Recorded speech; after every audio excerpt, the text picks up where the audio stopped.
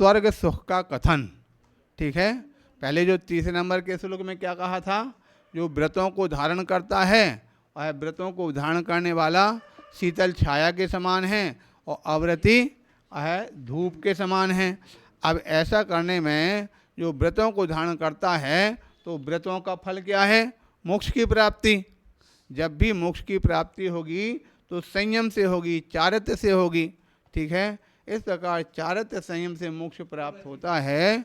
लेकिन अगर संयम चारित्र्य नहीं धारण करता है तो उसको मोक्ष की प्राप्ति हो सकती नहीं है। तो इसलिए यहाँ पर बताया जब संयम से मोक्ष की प्राप्ति हो सकती है तो फिर उसके लिए स्वर्ग आदि को जो प्राप्ति तो अपने आप स्वतः ही हो जाती है। इस प्रकार से कल उसमें व्याख्यान बताया था। अब उसी का और आगे व्याख्यान करते हुए कहते हैं स्वर्ग से जो सुख है, स्वर्ग में क्या प्राप्त होता है, तो स्वर्ग के सुखों का यहाँ पर व्याख्यान करते हुए बताते हैं, कह रहे हैं हृषिकज मनातंकम दीर्घकालोपि लालितम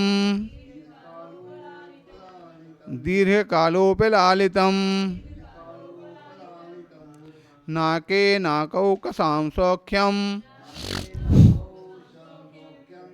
नाके नाकौकसां सौख्यम नाके नाकौकसामिव नाके नाकौकसामिव बन जाएगा। इस प्रकार से एक बार फिर से मिलकर पढ़ लेते हैं। हृषिकज मनातंक दीर्घकालोपि लालितम नाके नाकौकसां सौख्यम नाके नाकौकसामिव। इस प्रकार से हिंदी की चौपाई पढ़ते हैं। दीर्घ काल इंद्रिय सुख भारी पावें देवों के अवतारी देवी देव की सेवा पाते दिव्य सुखों को पाते जाते। हाँ, कथन किया जा रहा, कहते हैं नाके, नाके का अर्थ क्या होता है, स्वर्ग। ठीक है, तो स्वर्ग में नाको कसाम, जो वहाँ रहने वाले नाकोकस यानी देव। ठीक है, नाके यानी स्वर्ग में नाकोकसाम वहाँ पर रहने वाले जो देव हैं। और हृषिकजम है, हृषिकजम अर्थात इंद्रियों के सौख्यम सुख को। वह कैसे हैं, अनातंकम जो आतंक से रहते हैं। आतंक का मतलब क्या हुआ, बाधा, तो बाधा से रहते हैं। देवों के लिए इंद्रियों के जो सुख हैं वो कैसे हैं, निर्बाध हैं, किसी प्रकार की कोई बाधा उत्पन्न होने वाले नहीं हैं। कैसे, जिस प्रकार से मनुष्यों में हैं, मनुष्यों में बाधा वाले हैं। कोई हो सकता है खाने की लालसा कर रहा, आज चना खाना है लेकिन दांतों में दर्द हो गया,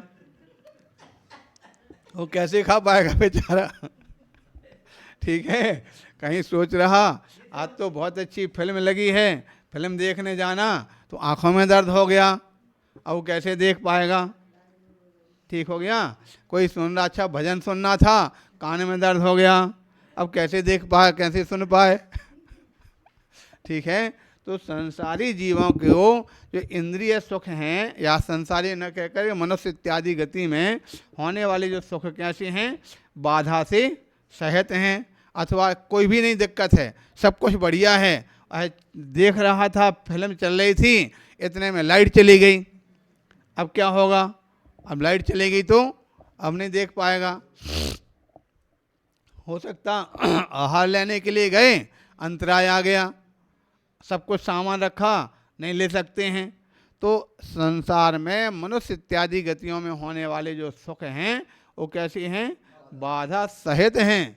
लेकिन देवों के जो सुख हैं वो कैसे हैं, बाधा से रहते हैं। ना तो वहाँ कोई अंतराय आने वाला है, ना वहाँ पर कोई लाइट जाने वाली है, ना वहाँ पर दांतों में दर्द होने वाला है, ना वहाँ पर कानों में दर्द होने वाला है। वहाँ पर जो इंद्रियों के विषय हैं, इंद्रियां हैं, और पूर्ण रूप से स्वस्थ रहती हैं, उसमें किसी प्रकार की बाधा उत्पन्न नहीं होती है। इसलिए कहते हैं स्वर्ग के देवों के जो सुख हैं अनातंक, अर्थात आतंक से रहित हैं, बाधा से रहित हैं। कब तक के लिए? दीर्घ काल उपलालितम, जो है दीर्घ काल तक उपलालित है। उपलालित, लालित का मतलब क्या होता? शोभनीय, लालित्य यानी सुंदर, ठीक है। तो उपलालित है अर्थात जो दीर्घ काल तक प्राप्त होने वाले हैं। ऐसे दीर्घ काल तक प्राप्त होने वाले नाको कसाम, और कैसे हैं वो स्वर्ग? नाको कसाम अर्थात स्वर्ग में रहने वाले देवों के जैसे ही हैं। स्वर्ग में रहने वाले देवों के जैसे, और स्वर्ग के जो सुख है, फिर उसमें का मतलब क्या हुआ? क्योंकि स्वर्ग में रहने वाले देवों के जो सुख हैं उसकी कोई उपमा है ही नहीं है। अब किससे उपमा देवें? जो भी उपमाएं दी जाती हैं वो वास्तविकता में उपमाएं सही नहीं हैं। मनुष्य की उपमा तो देवों से दी जा सकती। मनुष्य कोई सुंदर दिखता है, यार देखो कितना सुंदर, देव के समान दिखता।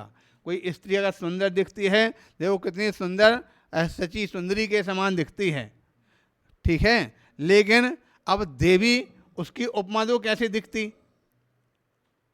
देवी की उपमा दे सकते हैं क्या? कौन सी फलाने रानी की ऐसी ऐसी दिख रही है? क्या देवों की उपमा दे जा सकते हैं? फलाने उस राजा के समान दिख रहे हैं, कि वो महाराज के समान दिख रहे हैं।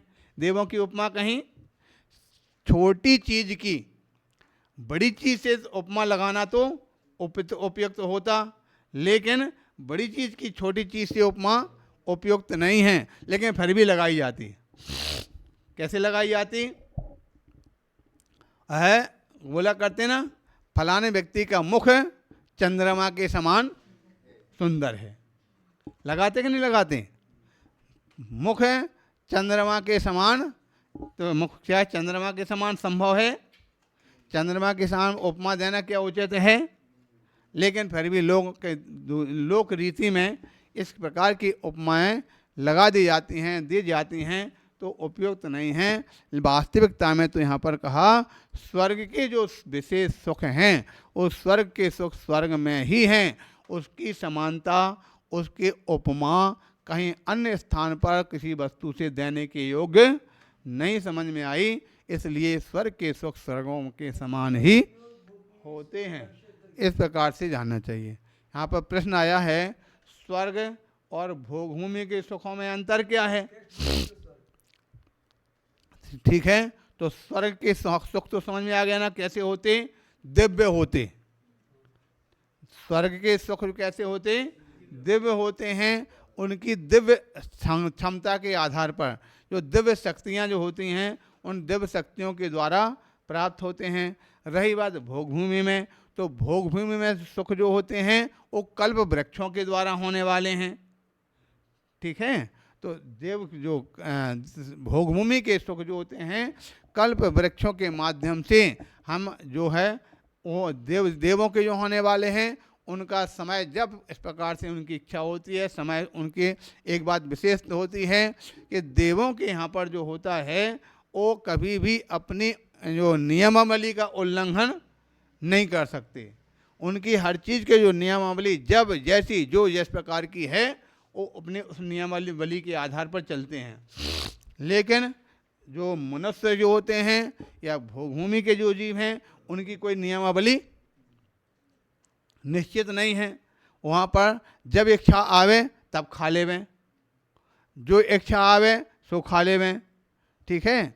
इसलिए यहाँ पर जो प्राप्त होने वाले जो सुख हैं वो कल्प वृक्षों के माध्यम से प्राप्त होते हैं। कल्प वृक्ष के पास जाकर के मांगते हैं, उससे जो प्राप्त करने की भावना रखते हैं तो उस प्रकार से उन लोगों को मिल जाते हैं। तो दोनों में अंतर समझ में आ गया। देवों के सुख दिव्य होते हैं, उनको कहीं इस प्रकार से लेने देने की नहीं जब होता है।